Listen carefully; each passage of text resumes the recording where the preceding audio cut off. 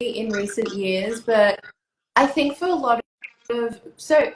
essentially, like, I was born in Liberia and then I moved to Australia when I was like 6, and I feel like when I was like kind of formative years of being within this environment, that I was constantly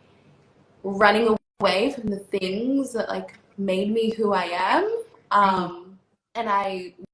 when I was like exploring the self, that I think I was having like this full circle moment of like, being in like my early 20s and being like, oh wow, like everything from like my, family to my experience as being a woman of color in Australia, like everything ties into who I am. And yeah, and I feel just like back then I was so much more open and free to just like do creative things and and let myself just kind of like not be like it has to be this way, but just kind of like do something and just explore and see where it leads to, which yeah, I kind of miss. Yeah, and you're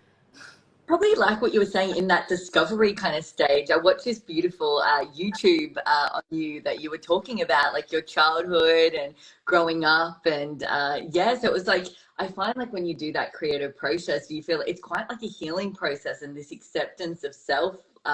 So it was probably like you were at this stage of like creating and, understanding like, well, who am I? That's a question that we ask ourselves so much throughout